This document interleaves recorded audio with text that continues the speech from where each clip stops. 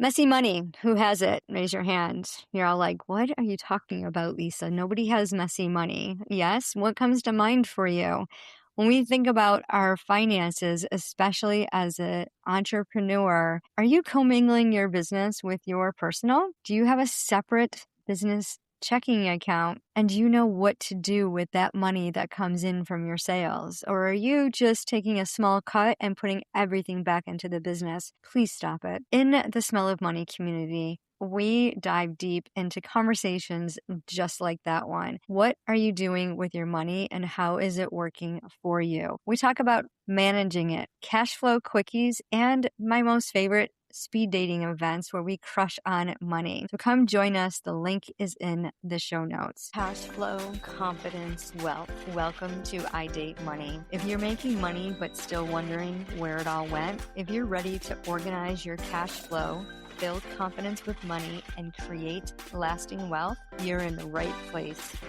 I'm Lisa Drennon, wealth activator, creator of the Money Multiplier System, and founder of the Smell of Money community. If you're a multi-passionate female entrepreneur who's making money but not building wealth, this podcast is for you. Each week, you'll discover practical strategies to organize your cash flow, keep more of what you earn, eliminate debt, and build lasting wealth with confidence. So grab your favorite essential oil, take a deep breath, and let's sniff our way to cash flow, confidence, and wealth.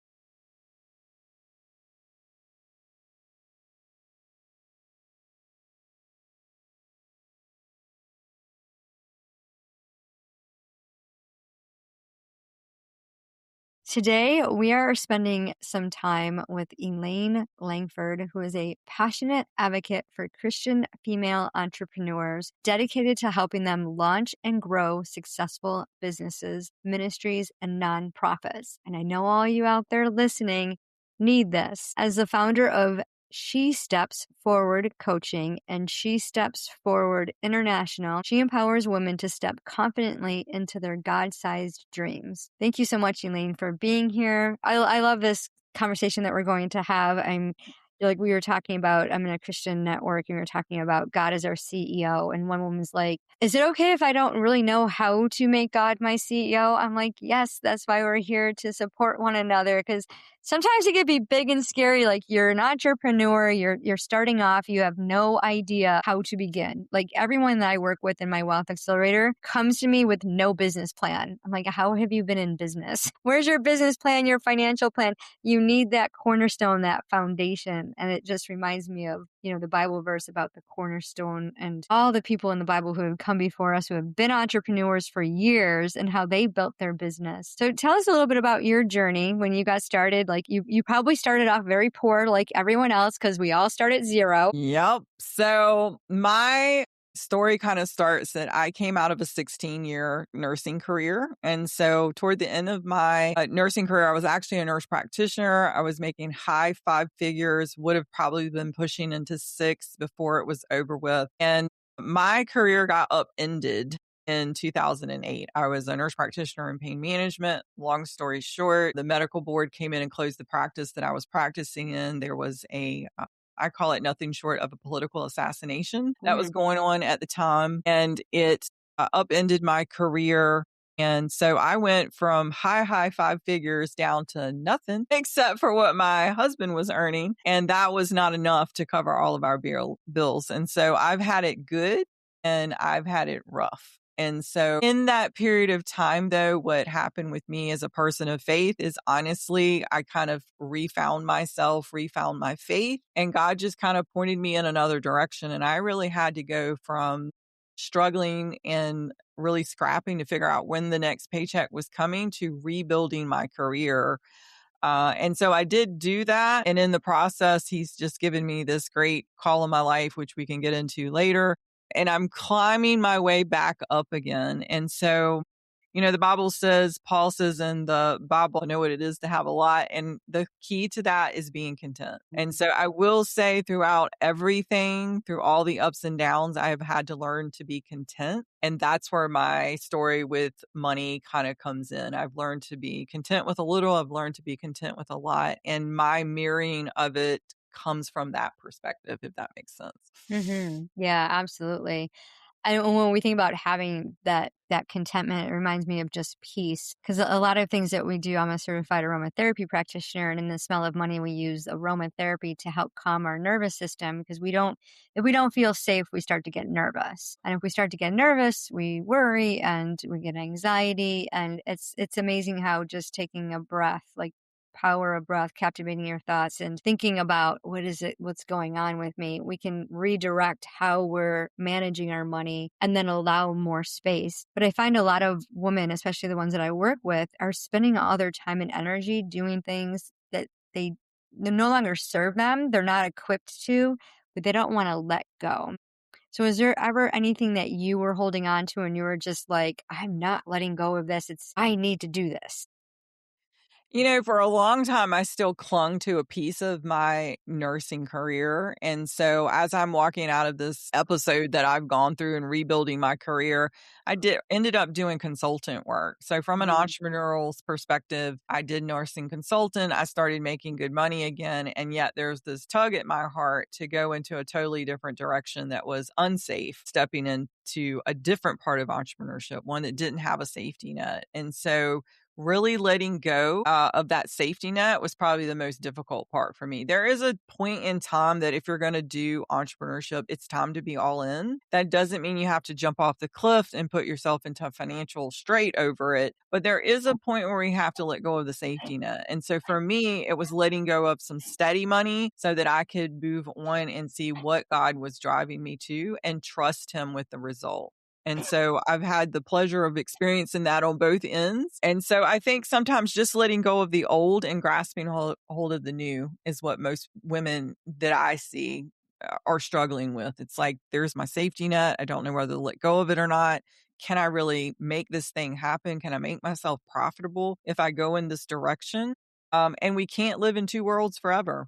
And Hmm. so the strain usually hits us sooner or later, and we have to decide. And so that is one of the big struggles that I definitely see women, especially here in America, struggling with. Yeah, and it's the general population. I think it's because we don't ask for the support and we think that we're all alone and, nobody else is experiencing it and we judge and we assume that, oh, they're so successful. And you have to remember everyone starts at zero. And when the inconsistency becomes more consistent, it creates the results that we get, which are not what we desire. And it's like, then what do I do? How do I redirect? And just centering and focusing is so important. And that's why the written plan is so important so that, you have a simple strategy to follow and really leaning into what you love to do because that's what you're supposed to be doing. And I argued for years, oh, I'm not doing that. I'm not good enough. Imposter syndrome was one of the main blockers. And so in your experience, what other common things do you see in women entrepreneurs that keeps them from being successful in their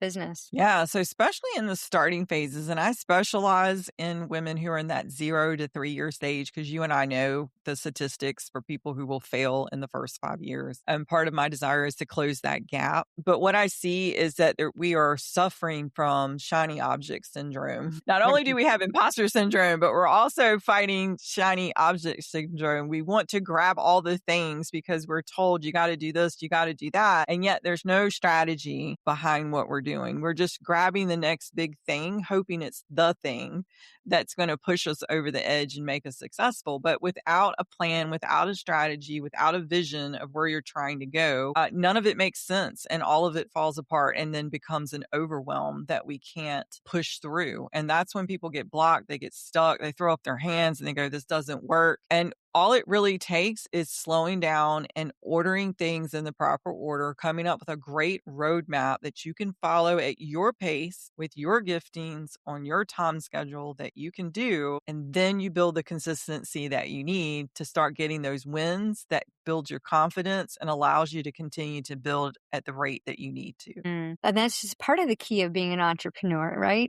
When it comes to the financial part of it, that could be a little bit more of a struggle, especially a lot of women have this belief that, well, I'm not really good with numbers. I'll just worry about that later.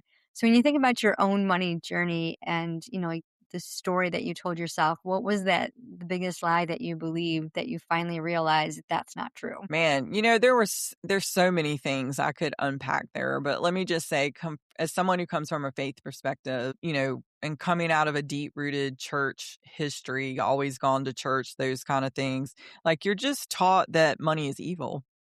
You're just taught that you can't enjoy money, or you're loving it if you want more of it, and really struggling with that tension of being someone who's of faith and then hearing what was really a misrepresentation of the scripture. It's not that God doesn't want us to be prosperous. It's not that we don't need money to make things move. It's what our intent is with it. And so just struggling with that at first and just kind of figuring out that money's not bad. Money's good. Money makes the kingdom move. That's what we need to ensure that we can do the things that we want to do. That was probably the first one. The second one, as you say, was coming out of a environment where I was not the CEO and then trying to fall into being the CEO, but not having any educational background in finance and how to build wealth correctly from the front end. Oh my gosh, ladies, I messed it up from start to finish. If it can be done, I have messed it up when it comes to transacting money or gaining money or losing money. And so I think that's part of what God has given me so that I can speak sincerely to women and say, you got to have a process and a plan. And I love what you were saying on the front end of this. It starts with understanding the difference of separating personal from business finances. That's just one of the key things I find a lot of women also struggling with, understanding the need for that LLC and why it needs to protect your assets. So yeah, so if it could have been done wrong, I've done it. I'm getting wiser as I get older. But just, really looking at it from the perspective of it's a tool and not something to be feared on either end. Like there's going to come a time where you have a lot of money and it makes you nervous. You don't know if you can sustain it. And then there's a time when you may not have enough and then you fear if it's ever coming back. And you have to be able to learn to live in the tension of the relationship with money. It's a dance. You have to have some level of risk when it comes to money. There are going to be some things you want to do with your business that, yes, you are going to have to take a loan out to get that next hump. But do you have a plan for paying the loan back? Those kind of things. And so I was just taught such scarcity mindset, can I say it that way, that it's taken me a number of years to come into the abundance mindset. And making that switch has been a key for me in my growth. Well, thank you for sharing that. And it's so true. Like money is not evil. It's, the heart that directs what you do with that money and how you spend it. And a couple years ago, I did a series on the parable of the three talents because I strive to be like the one that tripled. If you think God appointed him the CEO and gave him all kinds of responsibility. And that's what happened. Money in the hands of good people does amazing things. And we get to use it. I mean, throughout the Bible, there's tons of rich people, and, they had wealth. Of course, it was showcased in livestock and things of that nature. But, Job was very wealthy. David, Solomon was the wealthiest man ever. And so when I hear someone say, a lot of our listeners have that upbringing of money is evil. It's the love of money is evil. It's the root of all money. And when we think about what that really means to us, I was talking with my Wealth Accelerator clients, we were talking about the thoughts that we have that keep us from thriving in our business. I'm not good enough. We're constantly comparing ourselves, and this affects our ROI. And when we think, well, I'm not making any sales, well, look in the mirror. The reason why you're not making any sales is because you're standing in your own way because something is keeping you, whether it's a shiny object or a thought that you have or an inaction that you're not taking. It's preventing you from making money in your business. And instead of burning it down, just step back and say to yourself, okay, what can I do differently? And what really is the blocker here? And when you think about your personal struggles, Elaine, while you were building your business and leaving this career job and thinking, what am I doing? What were some of the tools you implemented to help you work through it so that you could move forward and become successful as you are today? Well, I am going to stress, obviously, I am a coach and I am going to stress coaching because I think getting around people who have a higher mindset level than you, who've been the path and who have been able to navigate it are the best people to learn from. Hmm. And so you really have to look at the circle. Your circle says a lot about you. And if you're in a circle that is holding you back, then you can't rise. And so I had to get around people who thought differently about money than the way I'd been raised, people who understood how to use it as a tool and how to navigate it, how to multiply it, how to build it as wealth. Look at your circle and find someone who can coach you through those mindset issues that you might be having around it, first and foremost.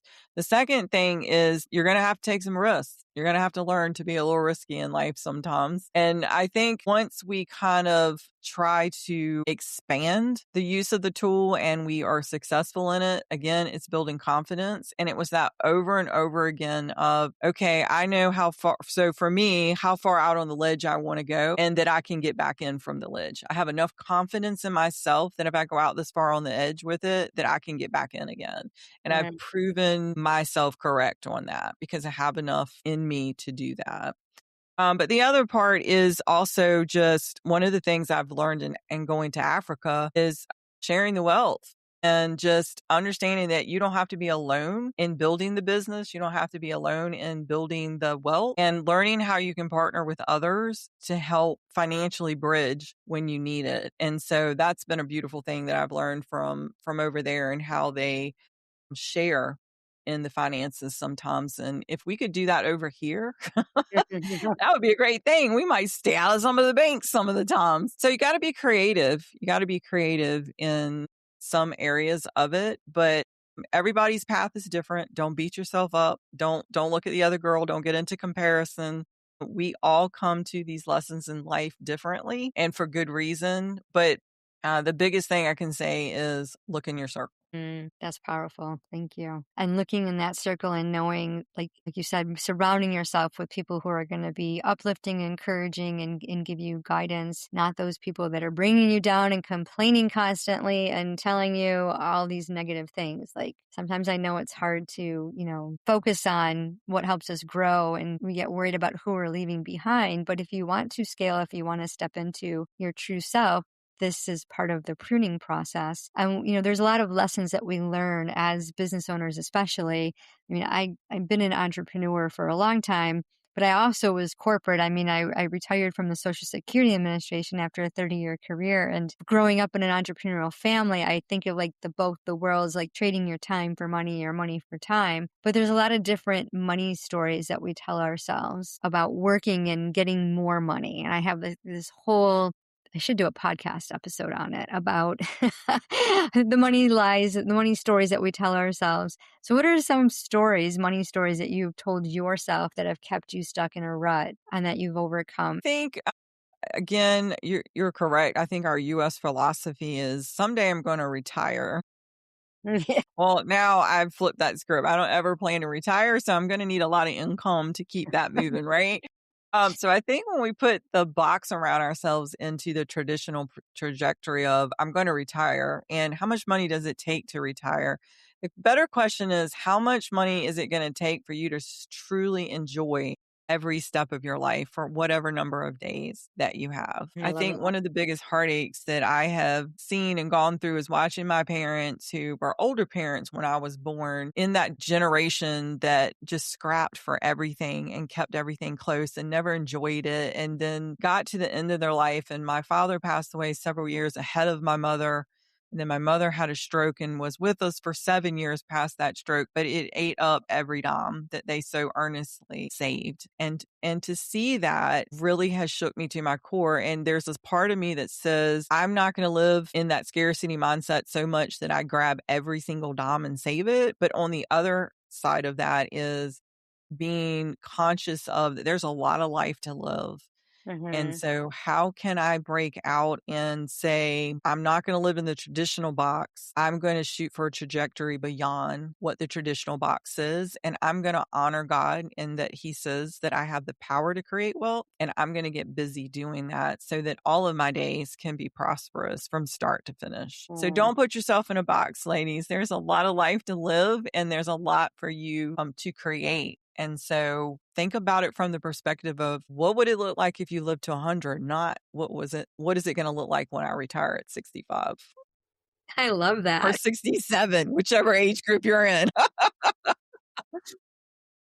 I love that. And that is such a beautiful way to put it. And it definitely gives you a different perspective on retirement because, yeah, I think the generation before us wanted to strive to retire. And the generation after us is like, let's like work to have fun and live. And one of the things, like my signature teaching is the money multiplier system where we build in fun money. And as you get older, like with my aligned CFO clients, we do retirement and estate planning, and you don't have to retire.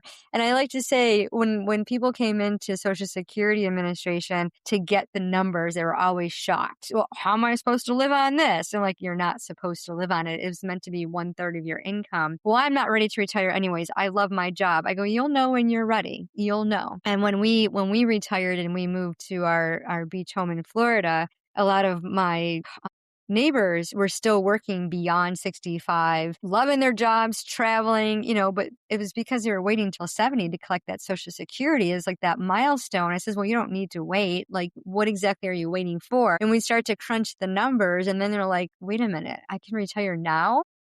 What you don't know, you don't know. And as soon as you know, you know. And it's just like, okay, wait a minute. And I had 3 older brothers. 2 of them passed away at age 60 and 61, and now I'm nearing, 59. And my whole attitude is I'm going to enjoy life because I don't know how much longer I have. Tomorrow's not promised. And, just Mm-mm. watch the news, right? And so having that balance, especially as an entrepreneur, because I know so many who just are living and breathing their entrepreneurial job. They won't even go on vacation without checking their phones, their emails, trusting their team if they have one. Everything, they have to be in control. And that's like the fast way out of here, right?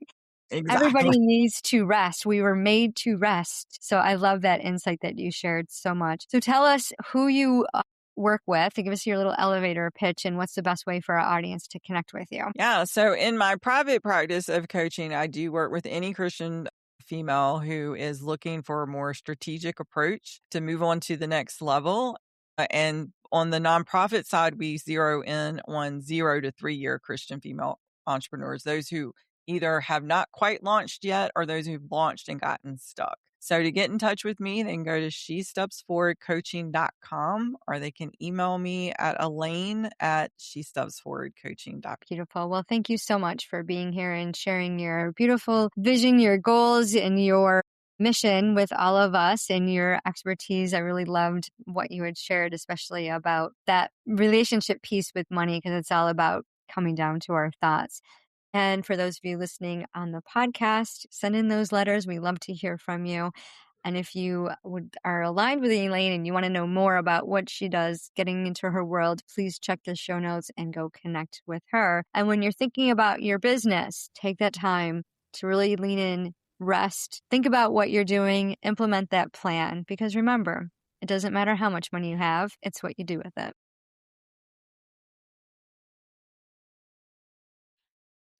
If today's episode helped you, don't keep it to yourself. Share it with another entrepreneur who's ready to build wealth with confidence. And if you're ready to go deeper, come join us inside The Smell of Money, where we turn these conversations into action. Before you go, grab your favorite essential oil, take one deep breath in, and slowly exhale. Breathe in cash flow, exhale overwhelm. Breathe in confidence, exhale doubt. Breathe in wealth, and trust the woman you're becoming. Until next time, cash flow, confidence, wealth. This is Lisa Drennon, and you've been listening to iDateMoney. Keep trusting yourself, one money move at a time.